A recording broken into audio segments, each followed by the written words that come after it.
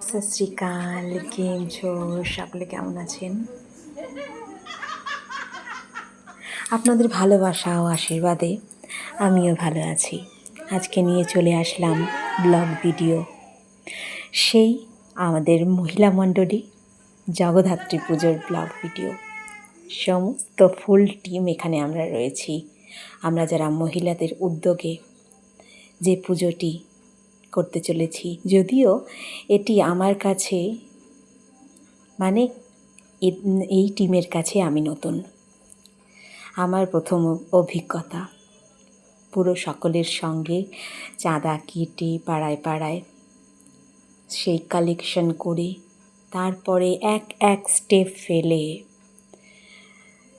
মূর্তি অর্ডার থেকে শুরু করে সেখানে বায়না করা, বিভিন্ন জায়গায় যেখানে আমি হয়তো যাইও নি বা চিনিও না, আমাদের সিনিয়রদের উদ্যোগে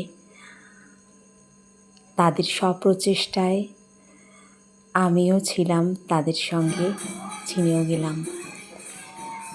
আর আমাদের জগদ্ধাত্রী পুজোর শুরুতে মানে প্রথমার্ধেই একটি নাম সংকীর্তনের আয়োজন করা হয়েছিল, যেখানে বিহারি বাঙালি নির্বিশেষে প্রত্যেকেই আমরা যোগদান করেছিলাম, মায়ের নাম গান করেছিলাম, খুব আনন্দ করেছিলাম। তারপর মায়ের নাম গান করে যাওয়ার পরেই যাতে কোনো বাধা বিপত্তি না আসে সেজন্যই এই অনুষ্ঠান বা এই ধরনের ছোট্ট একটা অনুষ্ঠান প্রথম দিকে মায়ের পুজোর আগে। মায়ের আরতির জন্য থাল সজ্জিত। এখানে যে বেদিটি দেখা যাচ্ছে বা যে মণ্ডপটি দেখা যাচ্ছে সম্পূর্ণ বাঁধানো। 40 বছর, দীর্ঘ 40 বছর ধরে কিন্তু এখানে পুজো হচ্ছে এবং সমস্তটাই আমাদের পূর্ববর্তী যারা কমিটি মেম্বার্স রয়েছে তাদের মধ্যে অনেকেই ছেড়ে দিয়েছেন, অথবা অনেকে বিভিন্ন জায়গায় বিভিন্ন স্থানে বিভিন্ন কাজের জন্য অব্যাহত থাকার ফলে পুজোটি প্রায় শেষ হতে চলেছিল। তো আমাদের উদ্যোগে আবার শুরু হলো। চলে এসেছি আমরা সেই মূর্তিকার যেখানে বায়না দেওয়া হয়েছিল আমাদের মায়ের মূর্তি, নাম রামু মূর্তিকার। স্বভাবতই আমাদের মহিলা সহযোগী এবং সিনিয়রদের উদ্যোগে তাদেরকে একটু ফোকাস করার, মানে রামু ভাইয়া মূর্তিকার রামু ভাইয়াকে একটুখানি স্বসমক্ষে প্রকাশ করার, জনসমক্ষে প্রকাশ করার, তার প্রচার করার একটু উদ্দেশ্যেও আমি তাকে একটু হাইলাইট করেছিলাম। তিনি শুধু জগদ্ধাত্রী মণ্ডপের নয়, আমাদের যে সাউথ কলোনি দুর্গাপূজা হয় সেখানেও কিন্তু তিনি অংশগ্রহণ করেন এবং তার শিল্পের কলা প্রদর্শন করেন। আমরা চলে এসেছি একদম আমাদের পূজা মণ্ডপে। মূর্তিও সজ্জায় সজ্জিত হচ্ছে পিছনে, আর আমরা সামনে যেখানে মায়ের ভোগ রান্না হবে সেখানেই সকলে মিলে আগের দিন রাত্রে জড়ো হয়েছি সবজি কাটতে, প্রসাদের সবজি কাটতে। এখানে সিনিয়র গ্রুপের মধ্যেও রয়েছেন আমাদের পরিচিত একজন, যারা তাকে অনেকেই চেনেন। আর রয়েছি আমরা, আমাদের সহযোগিতা ছোট্ট প্রয়াস বলতে পারেন। এই প্রয়াসটা যেন আমরা সমর্মিত, আর এটা যেন আমার কাছে একটা নতুন অভিজ্ঞতা। নতুন অভিজ্ঞতার মাধ্যমে মাকে বরণ করে নেওয়া, সুসজ্জিতভাবে একদম ঢাকের সাজে আমাদের জগদ্ধাত্রী মা সম্পূর্ণরূপে সুসজ্জিত, পূজা অর্চনার জন্য একেবারেই রেডি।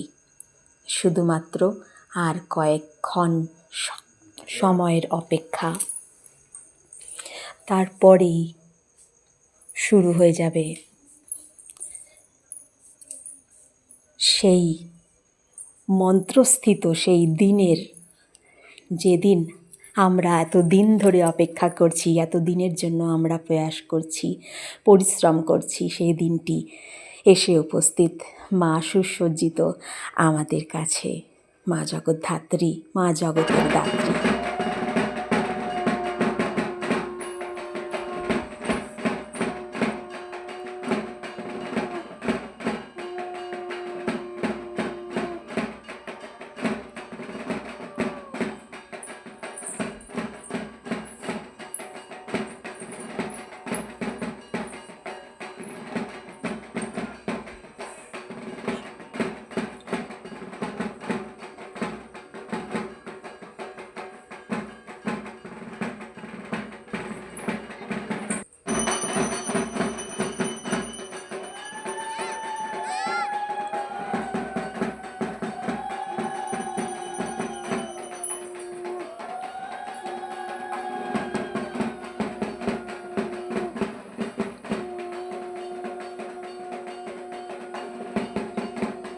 বাঙালিদের কথাতেই আছে 12 মাসে 13 পার্বণ।